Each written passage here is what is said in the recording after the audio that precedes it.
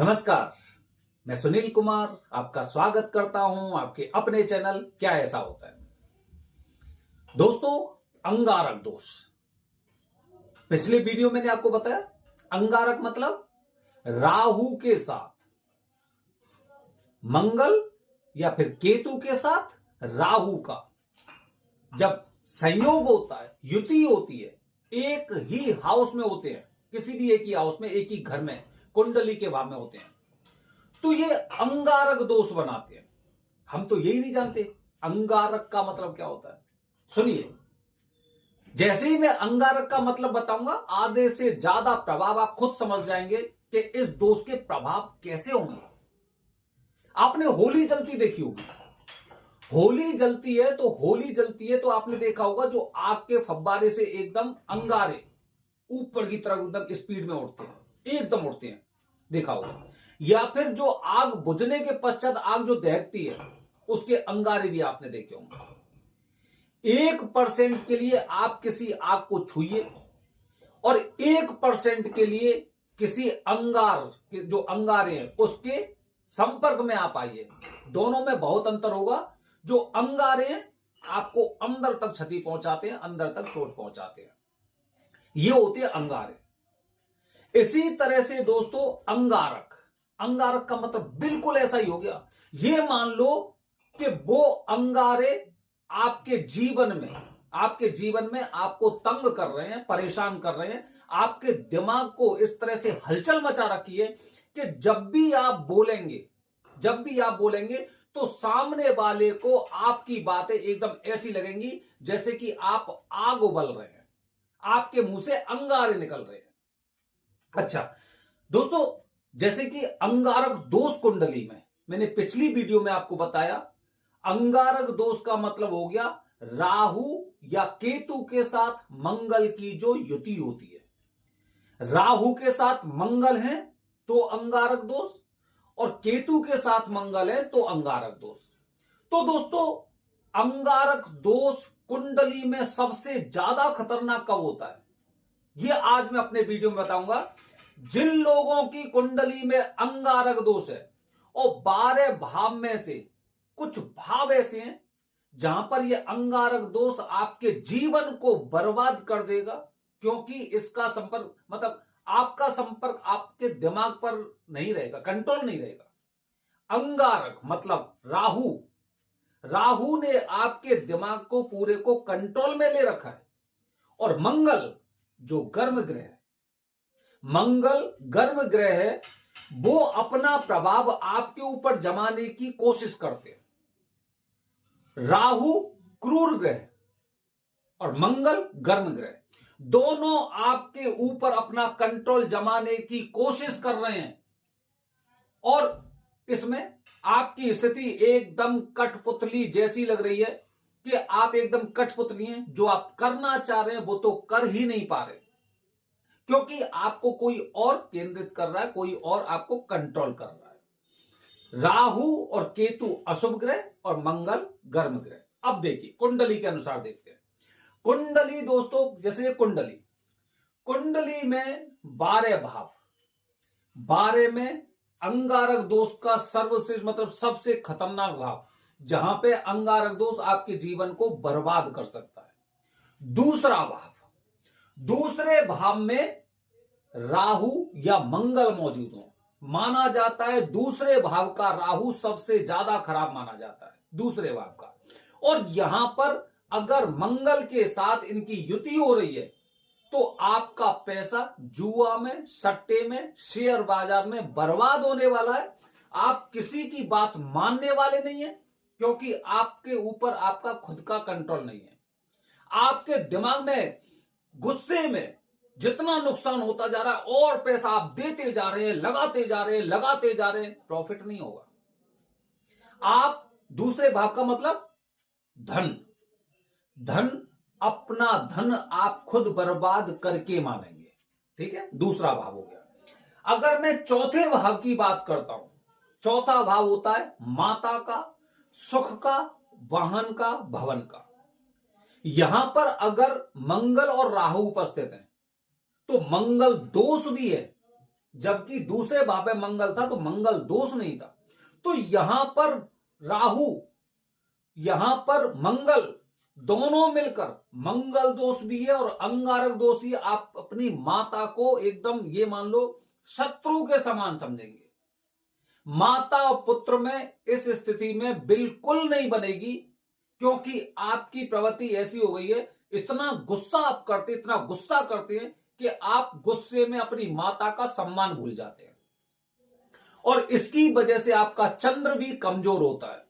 तो ये सबसे कठिन, सबसे जटिल, क्योंकि सुख का एक कहते हैं जैसे सुख का स्थान होता है, सुख के स्थान को आपके को दूषित कर दिया।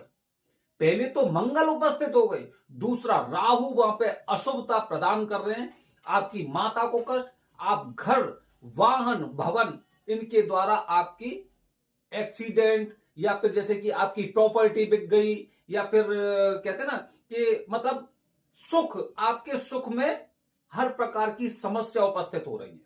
ये मान के चलिए चतुर्थ भाव में सबसे खराब माना जाता है। अच्छा, इसके बाद अगर हम बात करते हैं सप्तम भाव की, सप्तम भाव का मतलब परिवार, पार्टनरशिप। परिवार में पत्नी को लेकर चल रहा हूं। पत्नी अगर चौथे भाव, वो सातवें भाव में अगर मंगल है तो मंगल दोष तो है ही है, इसके साथ ही राहु यहां पर बैठे हुए हैं।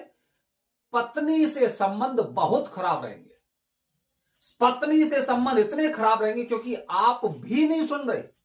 आपकी कुंडली में जो राहु और मंगल से मंगल दोष के साथ अंगारक दोष बन रहा है, तो आप तो अपनी पत्नी पर हमला करने लगे हुए हैं, उसकी बात आपको सारी खराब लग रही है, आपको पत्नी का सुख प्राप्त नहीं हो रहा है, आप पत्नी के सुख से वंचित रहने वाले हैं।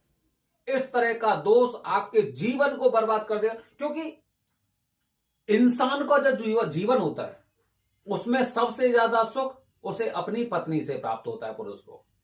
अगर वहां पर उसे सुख प्राप्त नहीं हुआ तो उसको मानसिक शांति बिल्कुल नहीं रहेगी, और जब मानसिक शांति नहीं होगी तो इंसान हमेशा ऊट पटांग हरकत करेगा, गुस्से में रहेगा और तोड़ फोड़, इस तरह की चीजें ये लोग करते हैं। ठीक है। अच्छा, अब अगर मैं आठवें भाव की बात करता हूं, आठवां भाव, आठवें भाव में अगर मंगल और राहु दोनों उपस्थित हैं, आठवें भाव में अगर मंगल होता है तो मंगल दोष तो होता ही है, साथ में अगर राहु है तो इसका मतलब अंगारक दोष भी बन रहा है। ये भाव भी आपका बहुत ज्यादा खराब है, बहुत ज्यादा, क्योंकि आठवां भाव होता है आयु का।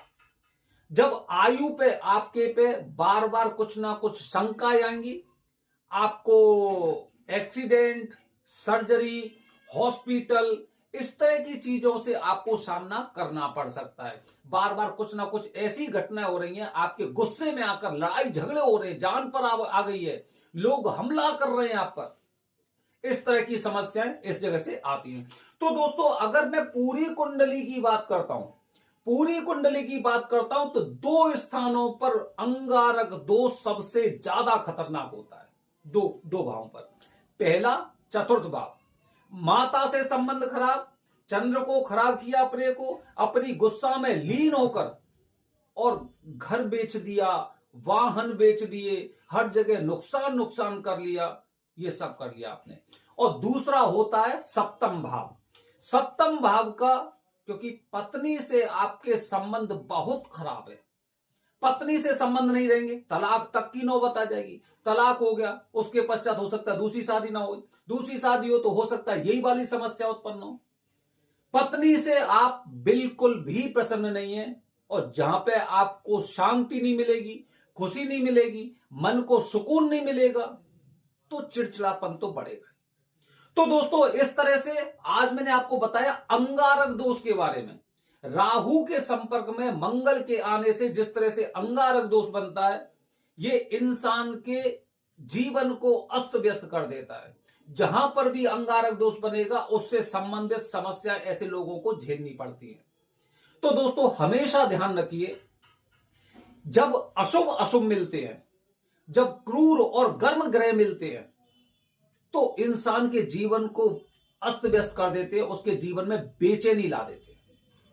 जब भी ऐसा पता चलता है तो अतिशीघ्र इसका निवारण करना चाहिए, और जब महादशा हो तब तो अवश्य करना चाहिए। अगर मन में शांति चाहिए, इन दोषों से निवारण चाहिए। दोस्तों, कुंडली में कितने भी ग्रह होते हैं, अगर इनकी शांति कराई जाती है तो उसके फल भी प्राप्त होते हैं। लोग कहते हैं पूजा से कुछ नहीं होता, हम कहते हैं पूजा से सब कुछ होता है।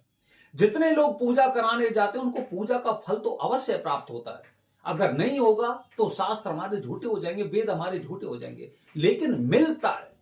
जितने लोग जाते हैं सब हमें बाद में बोलते हैं, सुनील जी आपके माध्यम से मैं गया, मुझे तो विश्वास ही नहीं था कि मैं इस तरह से बड़े आसानी से पूजा करके आ जाऊंगा, आपका बहुत बहुत आभार। इस तरह से मेरे पास लगातार मैसेज भी आते हैं दोस्तों। तो आपको इस तरह की पूजा बस हमेशा ध्यान रखना है, हमेशा मुहूर्त में पूजा होगी, मुहूर्त में ही करनी है, चाहे भले ही उस स्थान से हमें वापस लौटना पड़े। दूसरी बात, जो स्थान बताया गया है, अगर मैं अंगारक दोष की या मंगल दोष की पूजा करता हूं, मंगल दोष की पूजा आप अंगारेश्वर में भी करा सकते हैं, मंगलनाथ में भी करा सकते हैं, लेकिन अंगारक दोष की पूजा आपको अंगारेश्वर मंदिर उज्जैन में ही करानी चाहिए। अगर उसका आपको सर्वश्रेष्ठ फल प्राप्त करना है तो आप पूजा करवा के देखिए अंगारक दोष की अंगारेश्वर मंदिर में, और फिर देखिए अपने दिमाग को कि किस तरह से आप अपने मुंह में से अंगारे निकालते हैं, या फिर वो अंगारे एकदम के लिए शांत हो जाते हैं। बने रहिए हमारे चैनल के साथ दोस्तों। आने वाले वीडियो में केतु के साथ मंगल की उपस्थिति के कौन सा और किस तरह से ये हमें परेशान करेगा अंगारक दोष। बने रहिए। हर हर महादेव। हरिओम।